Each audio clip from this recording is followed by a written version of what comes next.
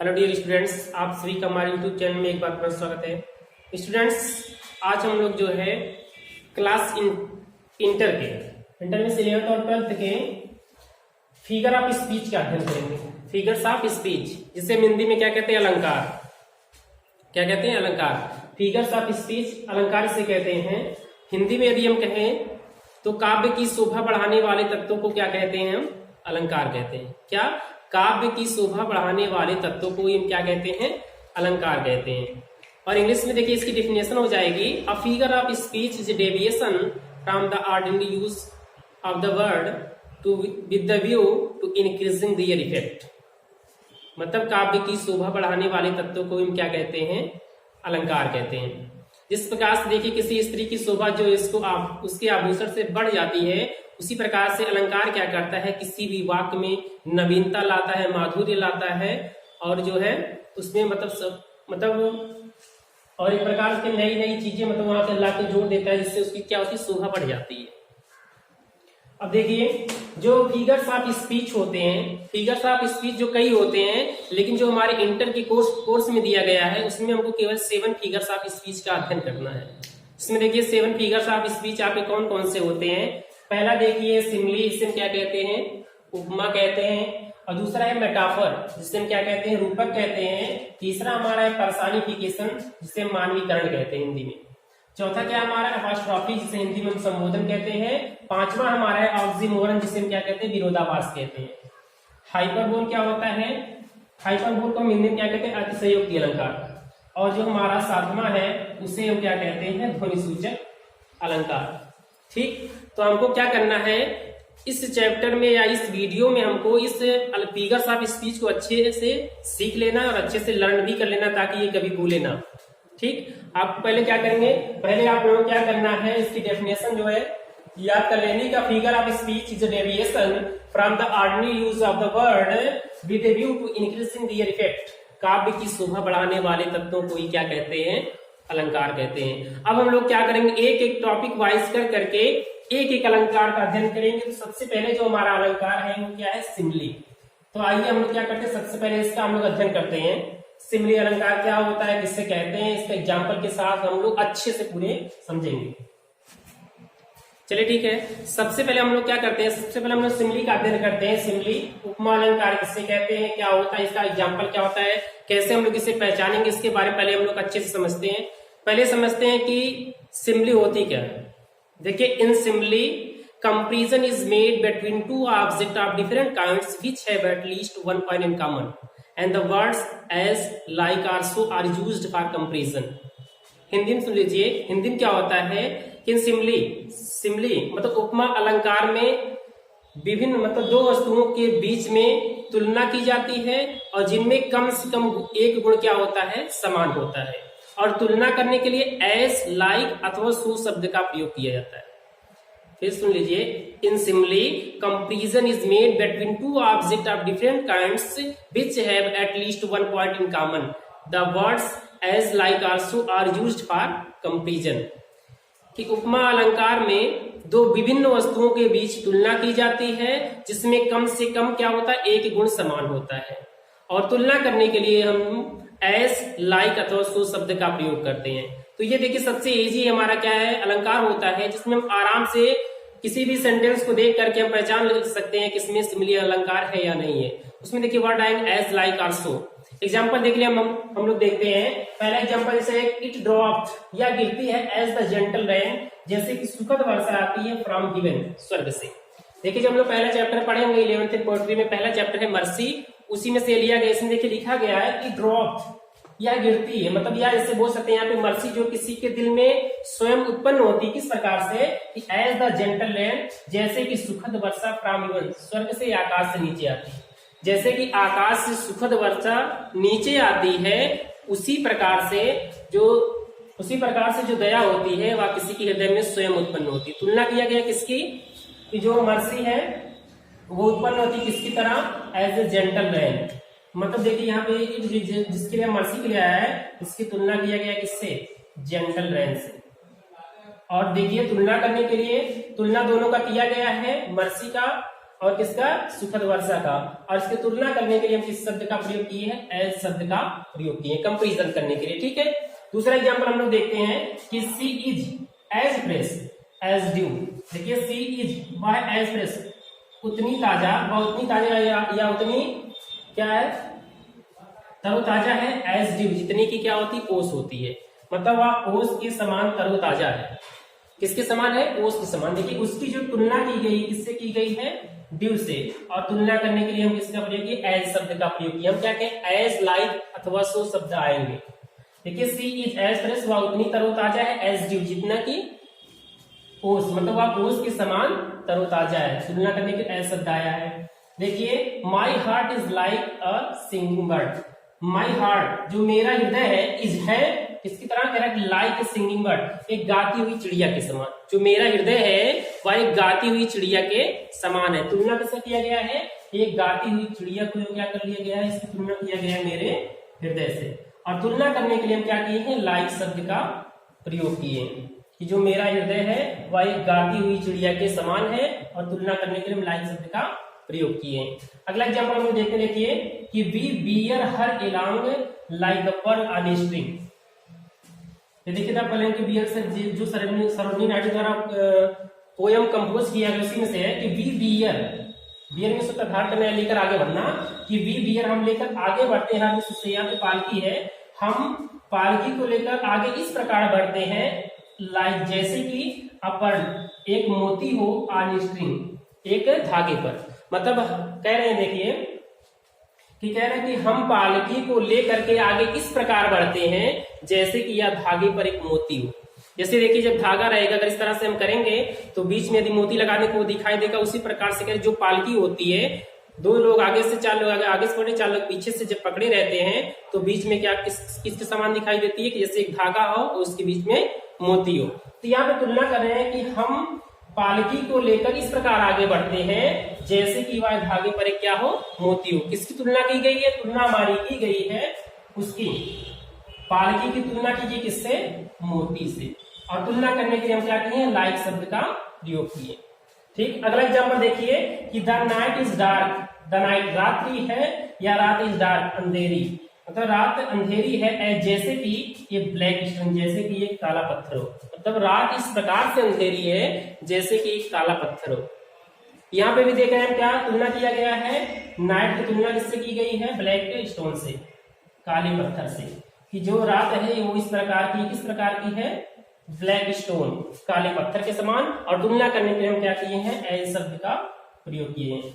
अब शायद आप लोगों को अच्छे समझ में आ गया होगा कि जो है सिमली उपमा अलंकार में दो विभिन्न वस्तुओं के बीच तुलना की जाती है जिसमें कम से कम एक गुण समान रहना चाहिए। और तुलना करने के लिए हम लोग क्या करते हैं, एज लाइक अथवा सो शब्द का प्रयोग करते हैं।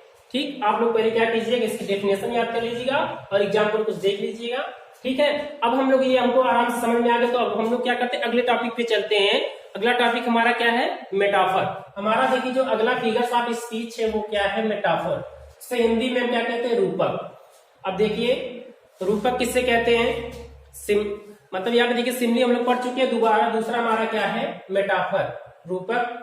अब ये देखिए इसमें क्या होता है, पहले इसकी परिभाषा हमको जानना जरूरी है कि रूपक होता क्या है या मेटाफर होता क्या होता है। In metaphor the things compare are treated as one and the same and the words of comparison as like और so are not used for comparison. देखिए इसमें ये कह रहा है कि मेटाफर रूपक अलंकार में कंपैरिजन मतलब होता है जो तुलना की जाने जो तुलना की जाने वाली वस्तुएं होती हैं उन बातों को हम क्या कर देते हैं, एक ही मान लेते हैं और तुलना करने के लिए एज लाइक अथवा सो शब्द का प्रयोग नहीं करते हैं। देखिए रूपक अलंकार में क्या करते हैं, तुलना की जाने वाली वस्तुओं को हम क्या करते हैं, उसकी बातों को एक ही मान लेते हैं और तुलना करने के लिए एज लाइक अथवा सो शब्द का प्रयोग नहीं करते हैं। देखिए तुलना इसमें भी की जाती है बट इसमें क्या होता है कि हम एज लाइक अथवा सो शब्द का प्रयोग नहीं करते हैं बल्कि सीधे हम क्या कहते हैं, डायरेक्ट कहते हैं। जैसे देखिए हम ये कैसे किए हैं कि राणा प्रताप जो है मेवाड़ के शेर थे, तो हम वो शेर थे डायरेक्ट कह देगा तो मेटाफर हो जाएगा।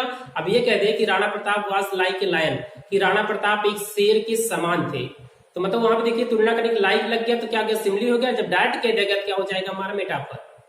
क्या होता है कि देखिए कि इन मेटाफर रूपक अलंकार में द थिंग्स कंपेयर्ड, जिन वस्तुओं की तुलना की जाती है, are treated as one and the same, वो क्या होती है, वो एक ही हो जाती है। मतलब देखिए आर ट्रीटेड, वो व्यवहार करती है एज वन, एक ही की तरह, एंड द सेम मतलब स्वयं की तरह। The words are comparison as like also are not used, और तुलना करने के लिए एज लाइक अथवा सो शब्द का प्रयोग नहीं किया जाता है। देखिए क्या होता है, इसे एग्जांपल देखिए उसके बाद समझ में आ जाएगा। कह रहा है कि लाइफ इज अ ड्रीम, जीवन एक स्वप्न है। जीवन क्या है, एक स्वप्न है। अगर हम इसे ऐसे बोलना चाहें तो जीवन एक स्वप्न के समान है। अगर यहाँ पे कंपैरिजन करने के लिए एज लाइक तो सो शब्द का प्रयोग कर देते हैं तो सिमिली हो जाएगा। यदि हम इसका प्रयोग नहीं करते, सीधे कह देंगे कि लाइफ इज अ ड्रीम, जीवन एक स्वप्न है, तो ये कौन सा हमारा हो जाएगा, ये मेटाफर हो जाएगा। इसमें कंपैरिजन करके एज लाइक अथवा सो शब्द का प्रयोग नहीं होगा, बाकी हमारा जो रहेगा वैसे हो जाएगा। ये कह रहा है कि the camel is the ship of the desert, जो ऊंट होता है, द शिप वह जहाज होता है, ऑफ द डेजर्ट, कहाँ का डेजर्ट, रेगिस्तान का। अब देखिए कैमल जो शिप तो होता, जहाज तो होता नहीं है, लेकिन ये एक तुलना किया गया है कि जो ऊंट होता है एक जहाज के समान होता है, ऑफ द डेजर्ट, रेगिस्तान। तो यहाँ पे क्या किया, देखिए तुलना किया गया है, लेकिन तुलना करने के एज लाइक अथवा सो शब्द का प्रयोग नहीं किया, कि सीधे वही डाल दिया गया है कि the camel is the ship of the desert, कि ऊंट जो होता है रेगिस्तान का जहाज होता है। इससे यहाँ देखिए life is not a bed of roses, life जीवन इज नॉट नहीं है अ बेड ऑफ रोजेस, फूलों की सैया। जीवन जो है फूलों की सैया नहीं है, इसे हम कह सकते हैं जीवन जो है फूलों की सैया के समान नहीं है। इसमें भी तुलना ही किया गया है, लेकिन क्या किया इसमें एज लाइक सो शब्द का प्रयोग नहीं किया गया है। देखिए Kalidas is the Shakespeare of India, हम ये भी कह सकते हैं कालिदास जो है भारत के, Kalidas is the Shakespeare, Kalidas जो है शेक्सपियर ऑफ इंडिया, भारत के कालिदास जो है भारत के शेक्सपियर हैं, लेकिन डायरेक्ट वो शेक्सपियर तो है नहीं, वो मतलब शेक्सपियर के समान है। ठीक जैसे अपने देश के लिए शेक्सपियर थे, वैसे इंडिया के लिए क्या है, कालिदास है। यहाँ देखिए Kalidas Shakespeare of India, Kalidas जो है भारत के शेक्सपियर है। तो तुलना किया गया है, लेकिन तुलना करने के लिए एज लाइक अथवा सो शब्द का प्रयोग नहीं किया गया है। यहाँ पे देखिए the world is a stage, या जो संसार है एक रंगमंच है, या संसार क्या है, एक रंगमंच है। मतलब इसमें कहने का अर्थ ये है या जो संसार है एक रंगमंच के समान है, और जितने भी लोग यहाँ पे रहते हैं क्या है, वो एक प्लेयर है, मतलब एक भूमिका निभाने वाले होते हैं। कि the world is a stage, यही बोला the world like stage, the world is like stage, या संसार जो है एक रंगमंच के समान है। लाइक आ गया तो वहां पे क्या हो जाता है, सिमिली हो जाता है। लेकिन यदि ऐसे सीधे कह देगा तो क्या हो जाएगा, हमारा मेटाफर हो जाएगा। तो आई होप कि आप लोगों को समझ में आ गया होगा। इसमें भी तुलना की जाती है, लेकिन तुलना करने के लिए एज लाइक अथवा सो शब्द का प्रयोग नहीं किया जाता है। जिन वस्तुओं की तुलना की जाती है उन बातों को हम क्या करते हैं, एक मान लेते हैं। ठीक है, अब देखिए हम लोग अगले में फिगर्स ऑफ स्पीच पे चलते हैं। जो हमारा अगला फिगर्स ऑफ स्पीच है वो क्या है, हमारा पर्सनिफिकेशन। चलिए हम लोग अगले फिगर्स ऑफ स्पीच का अध्ययन करते हैं। अगला देखिए हमारा जो फिगर्स ऑफ स्पीच है वो क्या है, हमारा पर्सनिफिकेशन, जिसे हम क्या कहते हैं, हिंदी में मानवीकरण कहते हैं। तो सबसे पहले हमको जानना पड़ेगा कि मानवीकरण या पर्सनिफिकेशन कहते हैं किसे। पहले इंग्लिश में इसकी डिफिनेशन हम देखते हैं। In personification or in this figure of speech, दोनों भी कह सकते हैं। In this figure of speech lifeless object and abstract ideas are thought of as a person having life. देखिए हिंदी में से हम क्या कहते हैं कि मानवीकरण अलंकार में निर्जीव वस्तुओं को अथवा भावों को सजीव मान करके एक व्यक्ति के रूप में वर्णन किया जाता है। क्या किया जाता है, मानवीकरण अलंकार में निर्जीव वस्तुओं को अथवा भावों को सजीव मान करके एक व्यक्ति के रूप में वर्णन किया जाता है। ठीक, अब देखिए जैसे हमारा एग्जाम्पल है, उसमें क्या क्या रहेगा, चाहे निर्जीव वस्तुएं रहेंगी चाहे कुछ भाव रहेगा, उसे हम क्या करेंगे, सजीव मान लेंगे, उसका वर्णन एक सजीव की तरह करेंगे, एक व्यक्ति की तरह करेंगे। अब देखिए एग्जाम्पल देखिए तो आप लोग को अच्छे से क्लियर हो जाएगा, स्पष्ट हो जाएगा। देखिए एग्जाम्पल हमारा ऐसे है कि opportunity knocks the door but once. Opportunity इसका मतलब होता है अवसर या मौका। अवसर जो है नॉक्स खटखटाता है, द डोर दरवाजे को, बट वंस लेकिन एक बार। अवसर जो होता है वो दरवाजे को खटखटाता है लेकिन एक बार। तो यहाँ पे हम देख रहे हैं, देखिए दरवाजा खटखटाने का काम जो होगा वो कोई व्यक्ति करेगा, कोई सजीव करता है।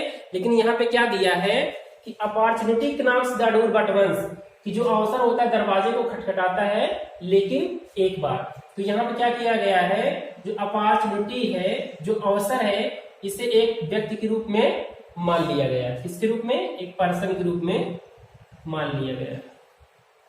और ये क्या है? अपॉर्चुनिटी, अवसर। अवसर क्या है हमारा? कोई लार्ज सब्जेक्ट नहीं है, हमारा क्या है? भाव है। अवसर ये हमारा एक भाव है, तो उसे हम क्या करेंगे? एक पर्सन के रूप में इसका वर्णन किया गया, इसलिए कौन सा इसमें अलंकार हो गया? पर्सनिफिकेशन। अब दूसरा देखिए तो यह एंजाइटी इज सिटिंग, चिंता बैठी हुई है ऑन हर फेस, उसके चेहरे पर, उसके चेहरे पर चिंता बैठी हुई है। जबकि देखिए बैठने का जो काम होता है कोई जीव ही करेगा, लेकिन यहाँ पे क्या दिया गया कि anxiety is sitting on her face, ये भी क्या हमारा एक भाव ही है, चिंता। तो यहाँ पर भी किसके रूप में वर्णन किया गया है? पर्सन के रूप में, और ये क्या है? एक भाव है। तो यहाँ पे हम देख रहे हैं ये भी जो हमारा कौन सा हो गया अलंकार? मानवीकरण अलंकार हो गया। मतलब माना गया है, मानवीकरण मतलब यही होता है, किसी भी निर्जीव वस्तु को या भाव को क्या करते हैं? सजीव रूप में मान लेते हैं, उसी को मानवीकरण अलंकार कहते हैं। ठीक है, लव इज ब्लाइंड, प्यार अंधा होता है, प्रेम अंधा होता है। तो यहाँ पे देखिए अंधा होने का काम कोई सजीव रहेगा वही तो अंधा होता है, लेकिन ये हमारा क्या है? एक प्रकार से भी क्या है? भाव है, निर्जीव वस्तु है। तो ये क्या हो जाएगा? जो हमारा लव है एक भाव होता है, इसे किसके रूप में वर्णन किया गया है? एक पर्सन के रूप में वर्णन किया गया है। तो ये भी क्या हो गया हमारा? पर्सनिफिकेशन, मानवीकरण अलंकार हो गया। ये जो ब्लाइंड होने का काम है उसको सजीव करेगा, लेकिन यहाँ क्या दिया? लव एक भाव। देखिए but patience to prevent that murmur soon replies. देखिए जब आप लोग पढ़े होंगे क्लास 11th में, आप लोगों को एक चैप्टर दिया on his blindness, John Milton का जो है, उसमें जब वो अंधे हो जाते हैं तो वो ईश्वर से जब शिकायत करना चाहते हैं तो उसमें ये कहते हैं कि बट पेशेंस, मतलब जब वो ईश्वर से शिकायत करना चाहते हैं बट पेशेंस, लेकिन जो मेरा धैर्य है टू प्रिवेंट, रोक देता है दैट मर्म, उस बड़बड़ाहट, मतलब उस शिकायत करने वाले को। जैसे कहते हैं कि जब कभी जो सोचता है कि मैं अपने लाइफ के आधे समय के पहले ये अंधा कैसे हो गया, मैं इसके बारे में जब ईश्वर से कंप्लेन करने जाता हूं तो जो मेरा धैर्य होता है उस बड़बड़ाहट को रोक देता है, सून रिप्लाई, और शीघ्र उत्तर देता है। कौन उत्तर देता है? देखिए बट पेशेंस, लेकिन जो धैर्य है जो है प्रिवेंट दैट मर्मर, लेकिन जो धैर्य है उस बड़बड़ाहट को मेरी रोक देता है, सून रिप्लाई, और शीघ्र उत्तर देता है। कौन उत्तर देता है? पेशेंस, धैर्य। तो यहाँ पे देखिए जो उत्तर देने का काम करता है कोई सजीव व्यक्ति करता है, लेकिन यहाँ पे पेशेंस, धैर्य को क्या किया गया? सजीव मान लिया गया। तो यहाँ पे हमारा कौन सा अलंकार हो गया? पर्सनिफिकेशन, मानवीकरण अलंकार हो गया।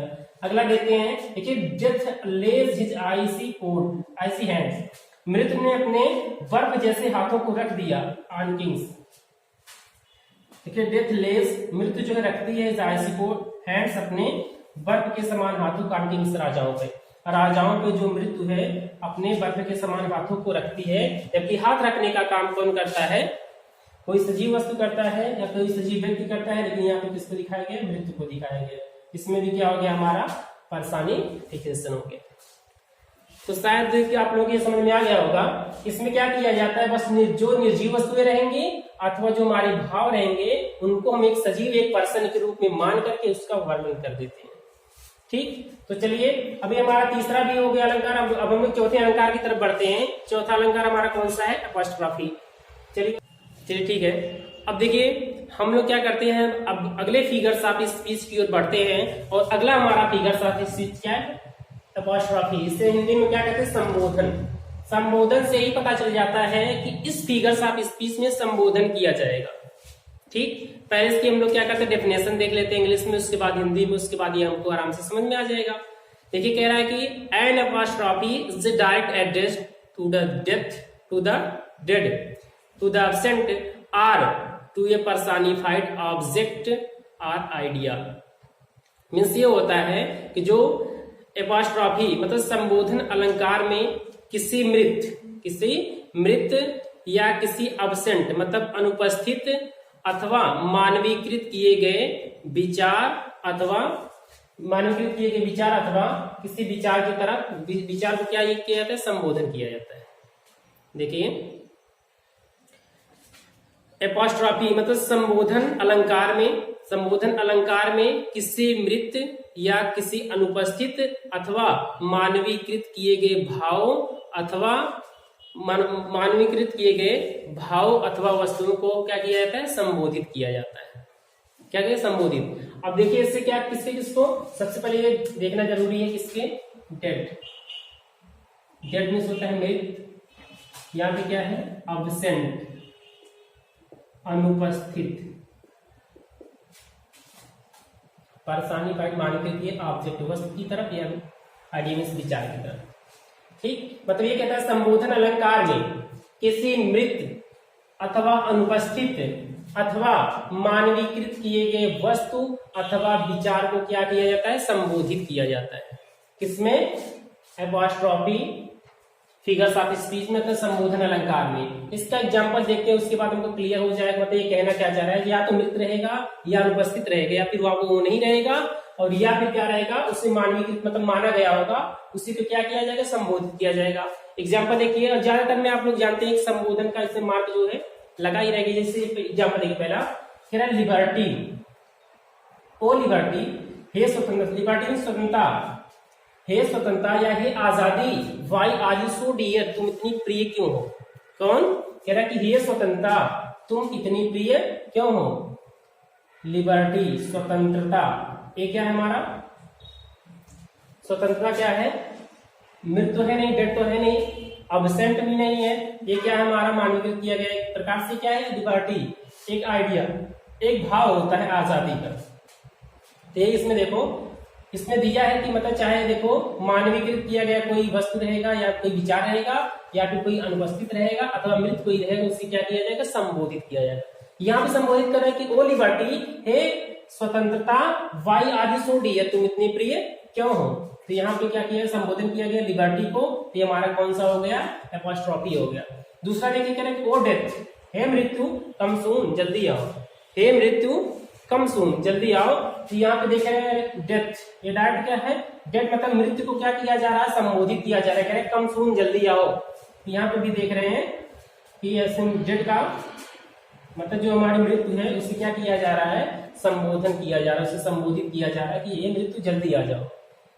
अगला देखिए, क्रिक हो ग्रेव, कब या मौत जिसे बोल सकते हैं, where is thy victory, where is कहाँ है दाई विक्ट्री, तुम्हारी विजय, मतलब तुम्हें कहाँ पे जीता जा सकता है, कि हे मृत्यु तुम्हें कहाँ पे जीता जा सकता है। तो मृत्यु यहाँ पे फिर आ गया, तो यहाँ पे क्या हो जाएगा, डेड। मतलब यहाँ हम देख रहे हैं या फिर मृत आएगा या अनुपस्थित आएगा या फिर मानवीकृत किया गया कोई वस्तु आएगा या विचार आएगा, उसी को क्या किया जाए, संबोधित किया, मतलब उसे बुलाया जाएगा, बोला जाएगा। यहाँ पे देखिए ओ लिबर्टी आया था, यहाँ पे ओ डेथ आ गया, मृत्यु आ गया, यहाँ पर भी है मृत्यु या है कब्र, तुम्हारी विजय कहाँ है, मतलब तुम्हें जीता कहाँ जा सकता है। यहाँ पे देखिए ओ लाइफ, लाइफ मतलब जीवन, उसका देखिए एक जीवन होता है, जीवन का कुछ जीवन नहीं, जैसे हम लोग सजीव होते हैं हमारा जीवन होता है, लेकिन वो डायरेक्ट जीवन को कह रहा है कि ओ लाइफ, ये जीवन, आई नो नॉट, मैं नहीं जानता हूँ कि व्हाट द वर्ल्ड, तुम किससे बने, कि हे जीवन मैं नहीं जानता हूँ कि तुम किससे बनी हो। तो यहाँ क्या कर रहे हैं, लाइफ को संबोधन किया जा रहा है। अब लास्ट में देखिए कह रहा है ओ जूलियस सीजर, हे Julius Caesar thou art mighty, अब भी तुम क्या हो, बहुत शक्तिशाली, या तुम्हारा नाम जो है अब भी बहुत ही शक्तिशाली है, बहुत सम्मान के साथ दिया है। यहाँ पे देखिए ये जो जूलियस सीजर है एब्सेंट है, मतलब ये मर चुके हैं, यहाँ पे एब्सेंट भी कह सकते हैं, मर भी चुके हैं। तो हम लोग ये जान गए हैं कि एपॉस्ट्रॉफी संबोधन में क्या होता है, किसी मृत या अनुपस्थित अथवा मानवीकृत किए गए वस्तु को, वस्तु अथवा विचार को क्या किया जाता है, संबोधित किया जाता है, मतलब उससे बुलाया जाता है। अब चलिए हम लोग क्या करते हैं, आगे वाले फिगर्स ऑफ स्पीच पे बढ़ते हैं, और अगला फिगर्स ऑफ स्पीच हमारा क्या है, ऑक्सीमोरन। ऑक्सीमोरन को हम क्या कहते हैं, विरोधाभास। तो चलिए इसे हम लोग आराम से समझते हैं अच्छे से। क्या देखते हैं हम लोग, अगला फिगर्स ऑफ स्पीच देखते हैं। अगला फिगर्स ऑफ स्पीच हमारा कौन सा, ऑक्सीमोरन। ऑक्सीमोरन मींस क्या होता है, विरोधाभास। जैसे कि देखिए इसके नाम से स्पष्ट है कि इसमें विरोध प्रकट होगा। विरोध मतलब हो जाएगा कि इसमें जो बातें रहेंगी वो एक दूसरे क्या करेंगे, विरोध करेंगे। देखिए इसकी पहले डेफिनेशन देखते हैं हम लोग इंग्लिश में, कि in this figure of speech, या बोल सकते हैं in oxymoron, in this figure of speech two opposite qualities are added to the same things. Hindi हो जाएगी कि इस फिगर ऑफ, इस अलंकार में एक ही वस्तु में दो विरोधी गुण को दिखाया जाता है। इस अलंकार में एक ही वस्तु में दो विरोधी गुणों को क्या किया जाता है, दर्शाया जाता है या दिखाया जाता है। जैसे देख लीजिए, एग्जांपल देख लीजिए, और ज्यादातर ये इसमें देखिए आप लोग एंटोनिम सिनोनिम्स आप लोगों को ज्यादातर मिल जाएगा। अब जैसे देखिए पहला हमारा एग्जांपल क्या है, ही वाज फीलिंग, वह महसूस कर रहा था स्वीट पेन, मीठा दर्द। देखिए जब दर्द है तो मीठा तो होना नहीं चाहिए, तो यहाँ पे देख रहे हैं अपोजिट है कि सी वाज फीलिंग, वह महसूस कर रहा था स्वीट पेन, मीठा दर्द, वह मीठा दर्द महसूस कर रहा था। तो यहाँ पे देखिए स्वीट पेन जो है और स्वीट एक प्रकार से समझेंगे अपोजिट होते हैं, तो यहाँ पे क्या हो जाएगा, ये ऑक्सीमोरन हो जाएगा। और दूसरा एग्जांपल देखते हैं, अच्छे से देखिए कि इट इज एन, यह है an open secret, open means खुला हुआ, सीक्रेट मींस रहस्य, यह खुला हुआ रहस्य है। देखिए रहस्य का मतलब ये होता है जो खुला हुआ ना हो, और इसमें ये कह दिया है कि यह खुला हुआ रहस्य है। तो यहाँ पे हम देख रहे हैं सीक्रेट का अपोजिट क्या है, ओपन। तो ये क्या हो गया हमारा oxymoron, it is open secret, यह खुला हुआ रहस्य है। देख रहे एंड हैविंग नथिंग, और उसके पास कुछ भी ना होते हुए, ही है था, उसके पास सब कुछ है। अपोजिट है, देखिए कह रहा है उसके पास कुछ भी नहीं है फिर भी सब कुछ है, क्या है, अपोजिट है, ऑक्सीमोरन इसमें है। ऑल जो है नथिंग का क्या है, अपोजिट है। तो यहाँ पे कह रहे हैं कि एंड हैविंग नथिंग, उसके पास कुछ भी ना होते हुए, ही है ताल, उसके पास सब कुछ है। तो इसमें कौन सा अलंकार है हमारा, ऑक्सीमोरन अलंकार है। अब देखिए कह रहा है कि ही इज रेगुलरली, वह नियमित रूप से, इररेगुलर अनियमित है, वह नियमित रूप से अनियमित है। रेगुलर का अपोजिट क्या था, इररेगुलर। तो यहाँ पे हो जाएगा कि वह नियमित रूप से अनियमित है। कहने का मतलब जैसे मान लीजिए कोई विद्यार्थी यदि विद्यालय में आता है, एक दिन आता, 2 दिन नहीं आता, फिर एक दिन आता, फिर 2 दिन नहीं आता, फिर एक दिन आता, फिर 2 दिन नहीं आता, लगातार मतलब ऐसे चलता रहता है, कहता है वो नियमित रूप से क्या है, अनियमित है। क्या है, वह नियमित रूप से अनियमित है। अब देखिए अगला एग्जांपल देखते हैं कि आवर स्वीटेस्ट सॉन्ग, हमारे जो सबसे अच्छे गीत हैं, आर दोज वे हैं, हमारे जो सबसे प्यारे गीत हैं वो कौन है, दैट टेल अस, जो बताते हैं सैडेस्ट थॉट, सबसे दुख भरे विचार। और वही देखिए कह रहा कि यहाँ पे देखिए दुख जो है, और यहाँ पे क्या है, स्वीटेस्ट, सबसे अच्छे सॉन्ग हुए हैं जो सबसे दुखी करने वाले होते हैं। क्या है, एक दूसरे का अपोजिट है। मतलब जैसे कहते हैं, कुछ लोग कहते हैं कि मुझे जो है सैड सॉन्ग बहुत अच्छे हैं, तो उसमें मतलब यही कहना चाह रहा है कि मुझे जो है सैड जो सॉन्ग्स होते हैं वो मुझे बहुत पसंद है, मुझे बहुत अच्छे लगते हैं। तो यहाँ पे देखिए जो सॉन्ग है, कह रहे हैं our sweetest songs are those, मेरे सबसे अच्छे गाने वे होते हैं that tell of saddest thought, जो सबसे दुख भरे विचार को बताते हैं। तो ये क्या हो गए, एक दूसरे के अपोजिट हो गए। तो ये कौन सा हमारा अलंकार हो जाएगा, ऑक्सीमोरन अलंकार हो जाएगा। ठीक, इसमें जो भी मतलब ऐसी चीजें रहेंगी आप लोग देख लीजिएगा, समझ लीजिएगा, जितनी भी चीजें इसमें आएंगी एक दूसरे का अपोजिट रहेगा, उसी सेंटेंस में एक दूसरे के अपोजिट दिखाई जाएगी। 2 क्वालिटी दिखाई जाएगी मतलब एक ही चीज में। देखिए ये भी गीत है हमारा, स्वीटेस्ट सॉन्ग और सैडेस्ट थॉट। याद करें जो मेरे गीत हैं सबसे अच्छे वे गीत होते हैं जिनमें दुख भरे विचार होते हैं, किसमें, उस गाने में। तो ये केवल गाने की बात किया जा रहा है। अब कह रहे हैं हैविंग नथिंग, उसके पास कुछ भी ना होते, ये था, उसके पास सब कुछ है। ठीक, चलिए अगला हम लोग फिगर ऑफ स्पीच देते हैं। अगला फिगर ऑफ स्पीच हमारा क्या है, हाइपरबोल। इसे हिंदी में हम क्या कहते हैं, अतिशयोक्ति, अतिशयोक्ति अलंकार। देखिए इसको जानने से पहले हमको जानना पड़ेगा हाइपरबोल होता क्या है, अतिशयोक्ति होती क्या है। देखिए इसकी परिभाषा हो जाएगी, इन हाइपरबोल क्या है, in hyperbole the things are shown greater or less, better or worse than they really are. क्या है, in hyperbole the things are shown greater or less, better or worse than they really are. अब यहाँ पे देखिए इसकी हिंदी क्या हो जाएगी कि अतिशयोक्ति अलंकार में किसी भी वस्तु को किसी वस्तु की वास्तविकता को बहुत चढ़ा बढ़ा के बताया जाता है या फिर बहुत घटा करके बताया जाता है। ठीक, कि हाइपरबोल में मीन्स हो जाएगा अतिशयोक्ति अलंकार में किसी भी वस्तु के बारे में उसकी वास्तविकता से अधिक या तो बहुत चढ़ा बढ़ा के बताया जाएगा या फिर बहुत घटा के बताया जाएगा। जैसे देखिए पहला हमारा सेंटेंस है कि सी वेप्ट वारोई ocean of tears. Ocean means होता है समुद्र के जितना आंसू, वह समुद्र के जितना आंसू रोई। तो मतलब यहाँ पे हम देख रहे हैं कि कोई व्यक्ति कितना भी रोएगा तो समुद्र के इतना आंसू थोड़ी मतलब रो पाएगा। तो यहाँ पे क्या किया गया, बहुत ज्यादा चढ़ा बढ़ा के कहा गया है कि सी वेप्ट वारोई ओशियन ऑफ टीयर्स, मतलब समुद्र के जितना आंसू। तो यहाँ पे क्या किया, बहुत चढ़ा बढ़ा के बताया गया है। अब यहाँ देखिए आई हैव नॉट सीन, मैंने नहीं देखा है, उसे फॉर एजेस, कई युगों से। मैंने उसे कई युगों से नहीं देखा। अब देखिए ऐसा थोड़ी है कि वो कई युगों से उसे नहीं देखा है, मतलब उसे बहुत समय से नहीं देखा है, तो उस बात को क्या किया, बहुत चढ़ा के कह दिया है कि मैंने उसे युगों से नहीं देखा है। I have not seen him for ages, मैंने उसे कई युगों से नहीं देखा है। इसमें क्या किया है, इसमें बहुत चढ़ा बढ़ा के दे दिया है। अब देखिए 10,000 10,000 सा आई, मैंने देखा, मतलब मैंने 10,000 व्यक्तियों को देखा एट ए ग्लांस, एक ही दृष्टि में, मतलब अचानक से जब कोई या हम ही है, अब अपनी ग्लांस की मतलब दृष्टि को अचानक से डालेंगे तो 10,000 व्यक्ति को देख नहीं पाएंगे। इसमें यही दिया है कि 10,000 व्यक्तियों को मैंने देखा एट ए ग्लांस, एक ही दृष्टि में, एक दृष्टि में मैंने कितने लोगों को देखा, 10,000 लोगों को देखा। ये भी क्या है, बहुत चढ़ा बढ़ा के बताया गया है। अगला देखिए देखते हैं कि कह रहा है कि all the perfumes of Arabia, कि अरबिया के जितने भी परफ्यूम्स हैं वो can not Sutton this little hand, वो इस छोटे से हाथ को मतलब सुगंधित नहीं बना सकते हैं, महका नहीं सकते हैं। कह रहे अरबिया के सब परफ्यूम्स मिल करके भी इस छोटे से हाथ को क्या कर सकते हैं, महका नहीं सकते हैं। इसमें देखिए क्या किया, बहुत ही घटा कर बताया गया है कि ये सब जो है जितने भी मिल जाएंगे सब लोग फिर भी इस छोटे से हाथ को क्या करेंगे, महका नहीं पाएंगे। तो मतलब बहुत ज्यादा बढ़ा चढ़ा करके या घटा करके इसमें वर्णन किया जाता है। अब देखिए अगला देखिए कह रहा है कि they build the Nations pillar deep, उन्होंने जो है एक राष्ट्र की नींव को बिल्ड डीप मतलब गहराई तक बनाया, उन्होंने एक राष्ट्र की नींव को बहुत ही गहराई तक बनाया एंड लिफ्ट देम, और उसे उठा दिया टू द स्काई, आकाश तक, उसे आकाश तक उठा दिया। तो कहने का मतलब यह है कि उन्होंने एक राष्ट्र की नींव को गहराई तक बनाया, उसे क्या किया, आकाश तक उठा दिया।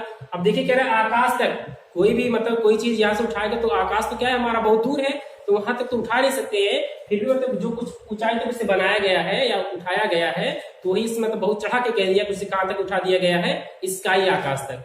तो ये सब में इस सभी एग्जाम्पल में हम लोग यही देख रहे हैं कि किसी भी चीज को या तो बहुत बढ़ा के बताया गया है या किसी भी चीज को बहुत ही घटा करके बताया गया है।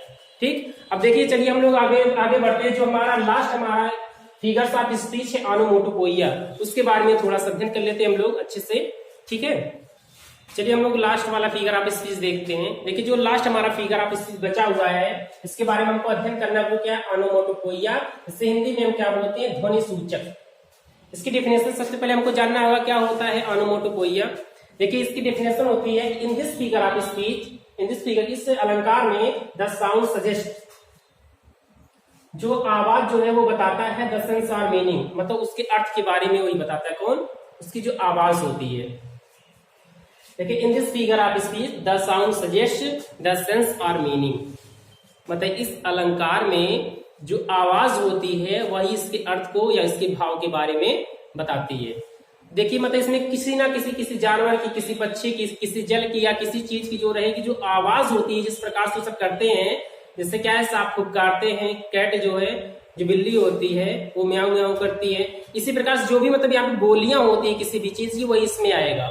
अब जैसे देखिए पहला एग्जांपल हम लोग क्या देखते हैं, द कैट म्यूज, कैट जो बिल्ली म्यू मतलब म्याऊ म्याऊ करती है, बिल्ली क्या है, म्यू का मतलब होता है म्याऊ म्याऊ करना। तो यहाँ पे क्या देखिए इसकी बोली दी गई है, तो ये हमारा क्या हो जाएगा, ऑनोमोटोपोइया, ध्वनि सूचक हो जाएगा, मतलब इसमें आवाज ध्वनि बताई गई होती है। सब में देखिए जितने भी आपके एग्जाम्पल आएंगे या सेंटेंस आएंगे, देखिए कुकूस कू, मतलब जो कोयले होती है वो क्या कर रही है, कूकती है, कोयले जो है वो कूक रही है मतलब बोल रही है, तो इनके जो बोलने की आवाज क्या होती है, कुकू बोलते हैं, म्यू होते हैं, ये भी बोलने की आवाज कैट की, और ये क्या है, कोयल की है। जैसे द स्नेक, जो सांप होते हैं हिस्से से फुफकारते हैं, देखिए द स्नेक, सांप फुफकारता है इन द बस में उसका झाड़ियों में जो है ये क्या है, सांप फुफकारता है, हिस्से से होता है फुफकारना, यहाँ भी क्या है, ये क्या है, स्नेक की आवाज है मतलब साउंड से। तो यहाँ पे जितने भी चीजें आएंगी हर जगह पे आपको साउंड मतलब ये क्लियर कर देगा उसका सेंस जो रहेगा, इसमें आवाज जो रहेगी सेंस की। देखिए and beauty born on murmuring sound, देखिए एंड ब्यूटी बार्न, और जो सुंदरता उत्पन्न होगी, देखिए ये उस चैप्टर से लिया गया है, क्लास 11th में हमारा जो तीसरा चैप्टर है education of nature, William Wordsworth द्वारा, उसी में देखिए लिया गया है, कह रहा है कि and beauty born of murmuring sound, कि उस कलकल, जो कलकल की यहाँ की पानी के लिए है, और उस मरमरिंग मतलब उस आवाज, उस कलकल करती हुई आवाज से जो सुंदरता उत्पन्न होगी, shall pass into her face, वह उसके चेहरे पर क्या हो जाएगी, बिखर जाएगी, मतलब उसके चेहरे पर बिखर जाएगी, तो उसकी सुंदरता को बढ़ा देगी। मरमरिंग साउंड, देखिए क्या है यहाँ पे साउंड दिया है, मरमरिंग साउंड, कौन साउंड है, मरमरिंग साउंड। यहाँ पे देखिए अगला है कह रहा है कि आई हर्ड द वाटर, मैंने पानी को सुना, लैपिंग, कलकल करते हुए ऑन द सोर्स, किनारों पर। मैंने किनारों पर पानी को क्या करते कलकल की आवाज करते हुए सुना। उसमें यही होता है कि इस फिगर ऑफ स्पीच में ऐसा होता है कि हमें कुछ ना कुछ ध्वनि मतलब दी गई थी, कोई आवाज दी गई होती, जैसे मेरे बीच हम जो मक्खियां हैं भिनभिनाती हैं, तो ये सब चीजें मतलब जो भी चीजें रहेंगी जो उनकी ध्वनि होती है, किस प्रकार से बोलते हैं, जैसे dogs bark, the dogs bark, भौंकते हैं। तो यहाँ पे देखिए जितने भी चीजें जो यहाँ पे आएंगी, बार्क, भौंकना, भिनभिनाना, तो ये चीजें जो भी रहेंगी इसमें क्या रहेगी, कोई साउंड आएगी। अब देखिए ये आप लोगों का जो फिगर ऑफ स्पीच था ये पूरी तरह से क्या हो गया, समाप्त हो गया। और आई होप कि आप लोगों को ये अच्छे से समझ में आया होगा। यदि आप लोगों को कुछ भी प्रॉब्लम हुई होगी तो प्लीज आप लोग हमें कमेंट बॉक्स में बताइएगा, और इसके आगे का वीडियो हम लोग क्या करेंगे, आगे देखेंगे। Thanks for watching my video.